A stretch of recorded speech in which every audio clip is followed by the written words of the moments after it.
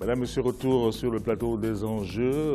Ici au Gabon, on va donc continuer à parler de l'enseignement supérieur avec un zoom sur l'université Omar Bongo. Alors en 2005, cette université-là a basculé vers le système licence, master, doctorat, un système de crédit, hein, tout le monde connaît. Est-ce qu'on peut faire une évaluation, Giovanni? Qu'est-ce que vous en pensez déjà de ce LMD? Bien, merci monsieur. Je suis encore étudiant et je ne peux pas évaluer mes maîtres. Je vais simplement faire quelques observations. Oui, allez-y. Alors la question fondamentale, c'est quoi? C'est que le LMD a bouleversé le monde universitaire. Et quand on parle de LMD, c'est un projet qui est basé sur l'étudiant. Mais malheureusement, à notre niveau au Gabon, le projet de LMD n'est pas basé d'abord sur l'étudiant. C'est l'étudiant lui-même qui doit définir ce qu'il va faire.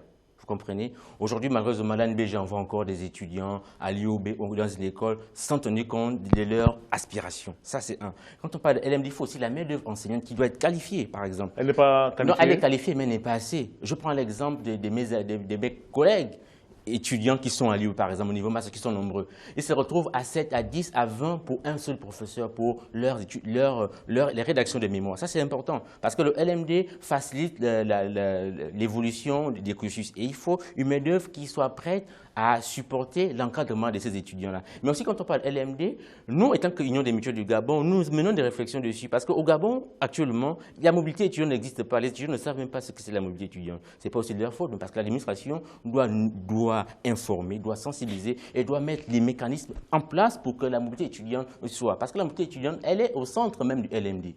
C'est vrai, on me dira, il y a des étudiants qui quittent la France pour le Gabon, mais on souhaiterait aussi voir des étudiants du Gabon quitter le Gabon pour la France, ou même le Gabon pour le Cameroun, ou même un étudiant de gestion pour l'ISI, par exemple, mais ça ne se fait pas. Et je vais encore vous dire, je vais encore souligner un fait. Le gouvernement n'a pas un regard sur les curricula de formation qui sont délivrés par les écoles. Ça, c'est un fait. Et c'est très grave. Oui, monsieur. Cela va arriver pour que vous allez voir un étudiant qui fait gestion à l'institution et qui est, par exemple, à Fresnes. Ils n'ont pas les mêmes curricula. Lorsqu'on se retrouve parfois pour travailler, parce que l'UMEX aussi, c'est un laboratoire de réflexion. Mais il y a trop d'écarts pour les étudiants qui sont dans un même pays. Alors, évaluation du LMD par le professeur Bernardin Minkombe. Alors, oui, c'est une observation. Allez-y, professeur. Il a bien dit qu'en tant qu'étudiant, il ne peut pas juger évaluer. Oui, il a tout à fait raison. Depuis que je suis directeur des départements, effectivement, le LMD fonctionne comme COSI-COSA.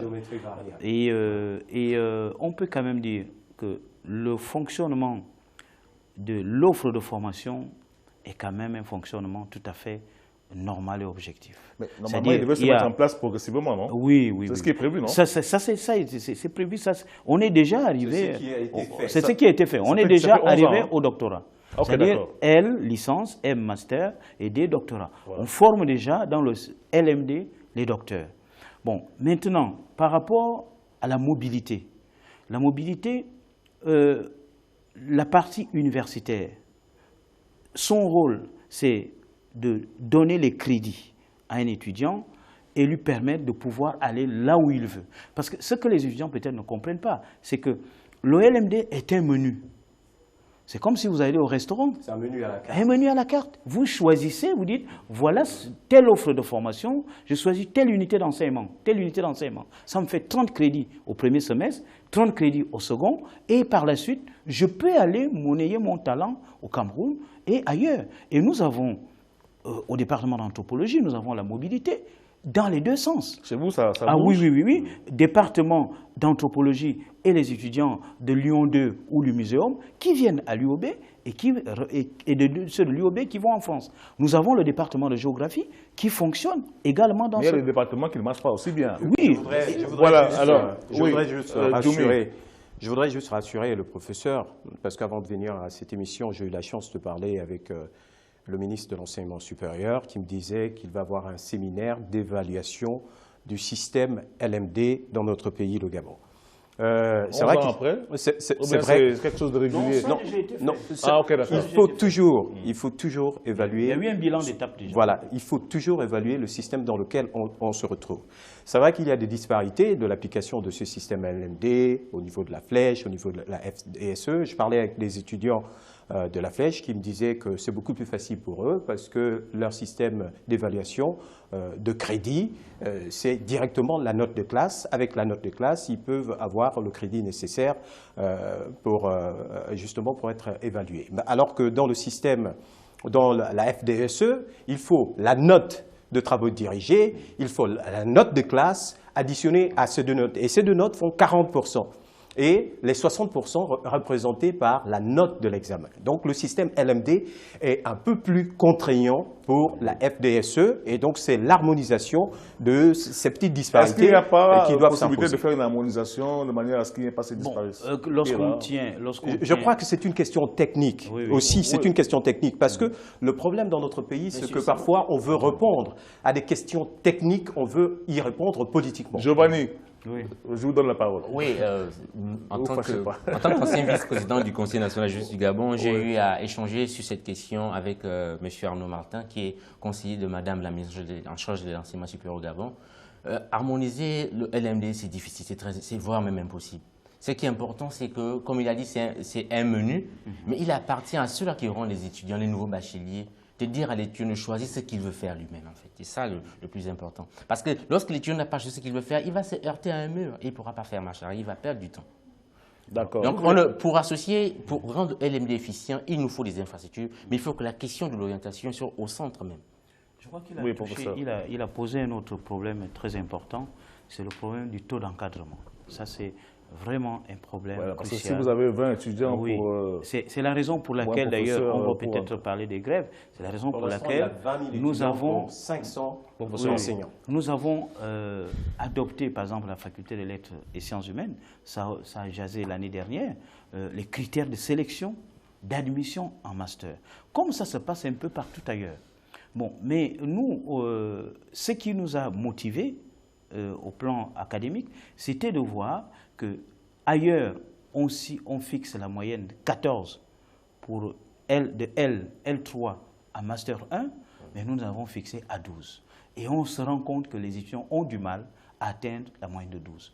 Parce que si on laisse la vanne ouverte, on aura 50 étudiants, comme il a dit, qui vont se retrouver derrière un seul professeur, comme au département d'anglais. Je crois qu'il n'y en a pas, deux équipes. Non, mais je crois qu'il y a des professeurs, il y a des professionnels qui interviennent.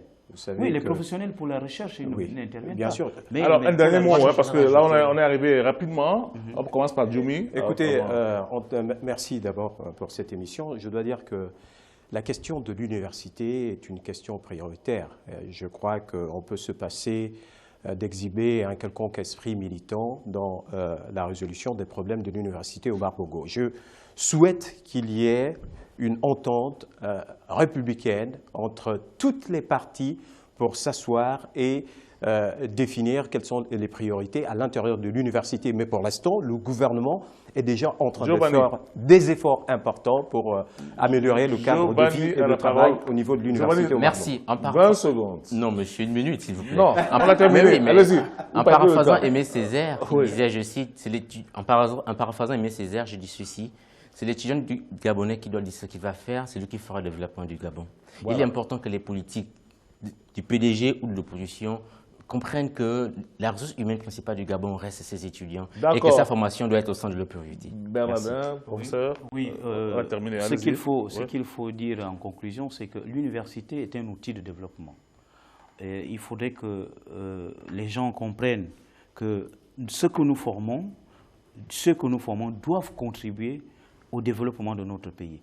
Et il en va de soi pour notre économie qui aujourd'hui n'offre pas de l'emploi aux étudiants et est trop réductrice par rapport à l'offre de formation, ne s'adapte pas au domaine des étudiants que nous formons. Merci, professeur Bernardin Minkombe, je rappelle que vous êtes anthropologue, directeur du département d'anthropologie à l'université Omar Bongo, ancien directeur de publication à l'Académie des sciences d'outre-mer de Paris, à Giovanni Eyenga, qui est donc le président de l'Union des mutuelles des étudiants du Gabon, et enfin à Djoumi Moubasango, qui est le président de l'association Citizen Meetup. Alors, vous ne partez pas dans 30 minutes, vous aurez donc ce débat qui portera sur la campagne électorale animée par Babylas Botton, qui concernera donc la diversification de l'économie. Il y aura un candidat En deuxième partie, il s'agira de Bruno Ben Moubamba, candidat donc à l'élection présidentielle. Nous, on va se retrouver ce samedi, 20h15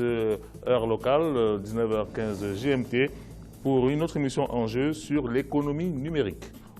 À bientôt.